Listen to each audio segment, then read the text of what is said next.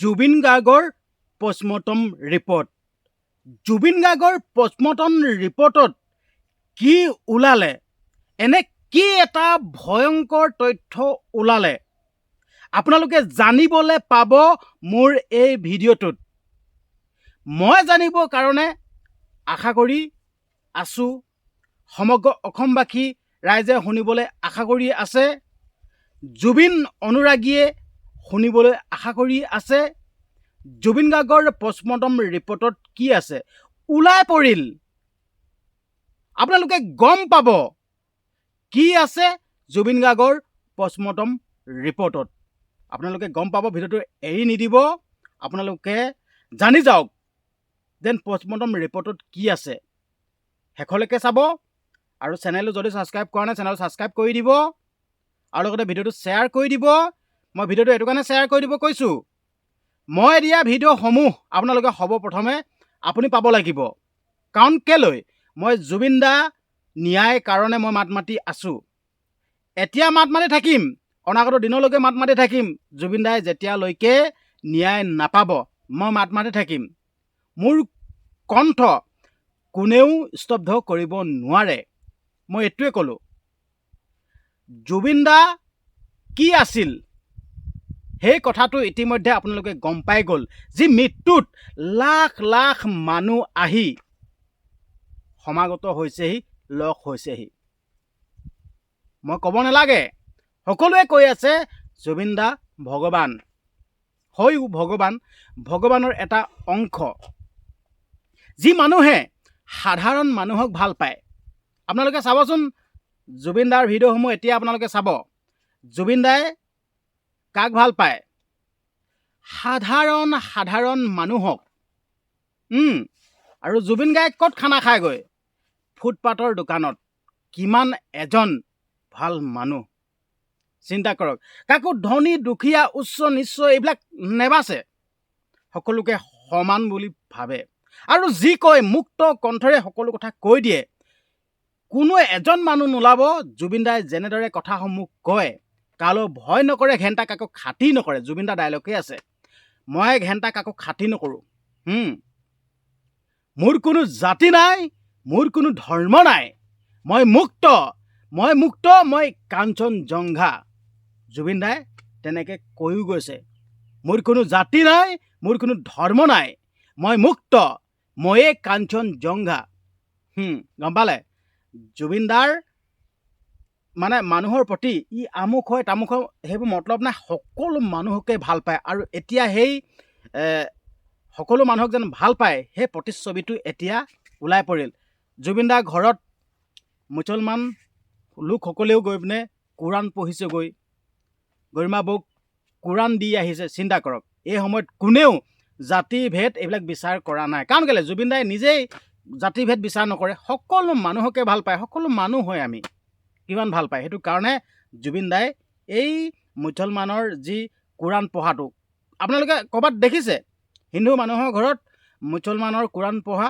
কিন্তু জুবিন দা ঘৰত জুবিন দাৰ এই আত্মাৰ শান্তিৰ কাৰণে কোৰাণ পঢ়িছে, ভাগৱত পঢ়িছে, সকলোবিলাক পঢ়িছে। চিন্তা কৰক, ভগৱান, ভগৱান এজনেই।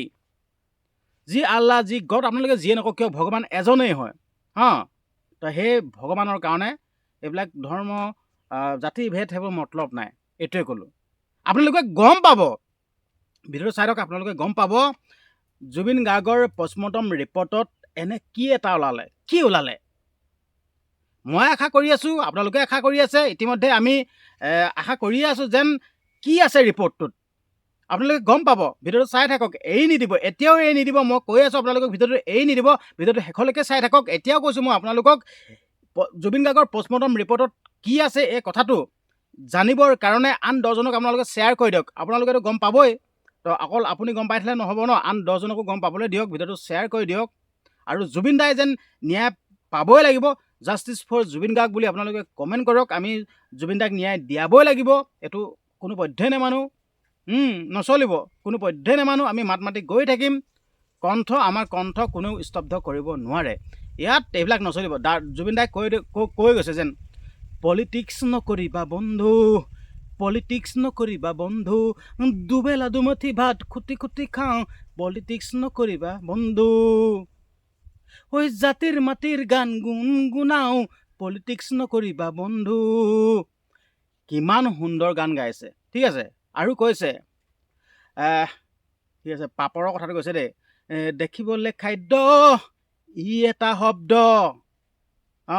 কি বুলি মই লিৰিক্সটো পাহৰিছোঁ যেনিবা দেই আপোনালোকে আকৌ অপমান কৰিছে কিবা কৈছে বুলি নাভাবিব কিন্তু দেই মই জুবিন দাক ভাল পাওঁ জুবিন দাৰ কাৰণে মই মৰিবলৈ সাজু আছোঁ কিন্তু জুবিন দাৰ এই গানটো ভাল লাগে পলিটিক্স নকৰিবা বন্ধু পলিটিক্স নকৰিবা বন্ধু দুবেলা দুমুঠি ভাত খুটি খুটি খাওঁ পলিটিক্স নকৰিবা বন্ধু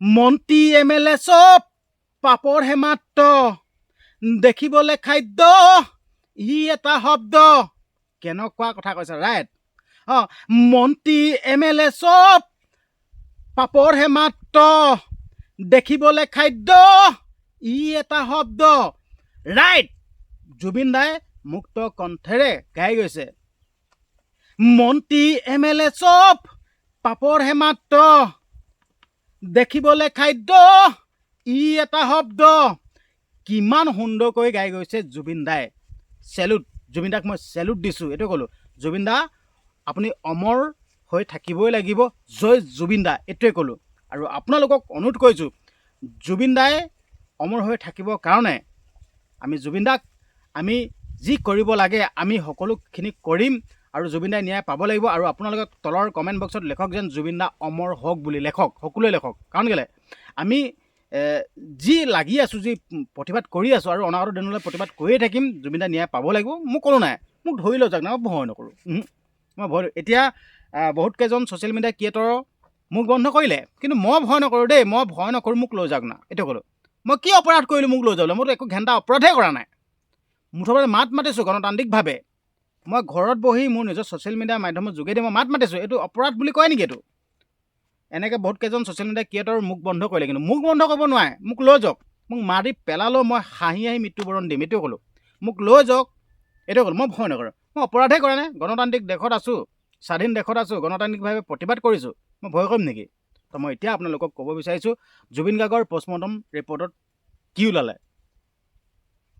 আপোনালোকে সকলোৱে গমেই পায় ছিংগাপুৰত জুবিন গাৰ্গৰ পষ্টমৰ্টম ৰিপৰ্ট মানে পষ্টমৰ্টম কৰা গৈছিল আৰু উন্নত দেশ উন্নত পদ্ধতিৰে জুবিন গাৰ্গৰ যি পষ্টমৰ্টম কৰিছিল আৰু ৰিপৰ্টত কি আহিল ইতিমধ্যে সকলোৱে গমেই পায় ৰাজহুৱা কৰিলে কিন্তু জুবিন গাৰ্গৰ পষ্টমৰ্টম ৰিপৰ্ট দ্বিতীয়বাৰৰ বাবে আমাৰ ইয়াত আকৌ কৰিবলৈ অনুৰোধ কৰিল মই অনুৰোধ কৰিলোঁ দাবী কৰিলোঁ ৰাইজে দাবী কৰিলে দল সংগঠনে দাবী কৰিলে যেন জুবিন গাৰ্গৰ পষ্টমৰ্টম আকৌ দ্বিতীয়বাৰৰ বাবে কৰিব লাগিব আৰু সেই কথাত মাননীয় মুখ্যমন্ত্ৰী হিমন্ত বিশ্ব শৰ্মা ডাঙৰীয়াদেৱে এইটো সন্মতি জনালে মান্তি হ'ল আৰু দ্বিতীয়বাৰৰ বাবে পষ্টমৰ্টম কৰা গ'ল তো এতিয়া কথা হ'ল অলৰেডি পষ্টমৰ্টম কৰা হৈ গ'ল ৰিপৰ্টো আহিল কিন্তু এটা কথা জুবিন গাৰ্গৰ পষ্টমৰ্টম ৰিপৰ্টত কি আছে ঠিক আছে আগৰ ছিংগাপুৰত যোনটো পষ্টমৰ্টম কৰিছিল সেইটো কিন্তু ৰিপৰ্ট ৰাজহুৱা কৰিলে অলৰেডি সকলোকে দিলে কিন্তু এতিয়া এটা কথা হ'ল আমি এই জুবিন গাৰ্গৰ পষ্টমৰ্টম ৰিপৰ্টটোত কি আছে কিন্তু আমি জানিবৰ কাৰণে অধীৰ আগ্ৰহে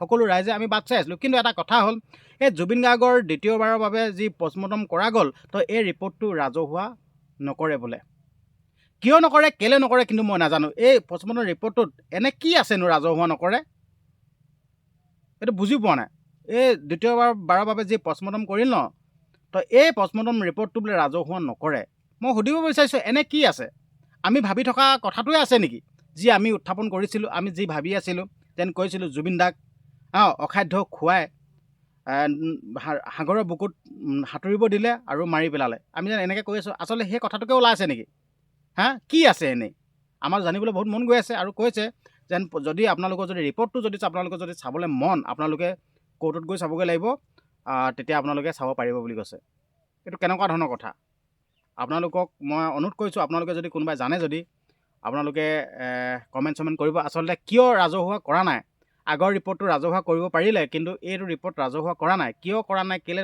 নকৰে মই নাজানো কিন্তু দেই কিন্তু জুবিন গাৰ্গৰ পষ্টমৰ্টম যি কৰিলে ৰিপৰ্টটোত কি আছে এইটো জানিবলৈ বহুত মন গৈ আছিল কি ওলালেনো জানিবলৈ মন গৈ আছিল ঠিক আপোনালোকেও জানিবলৈ মন গৈ আছিল কিন্তু এতিয়ালৈকে সেই পষ্টমৰ্টম ৰিপৰ্টটো ৰাজহুৱা কৰা নাই বা পষ্টমৰ্টম ৰিপৰ্টত কি আছে এতিয়ালৈকে মানে কৈ দিয়া ডিক্লাৰ দিয়া নাই, মুঠৰ ওপৰত কোৰ্টত গৈ চাব লাগিব বুলি কৈছে। আচলতে মই একো নাজানো।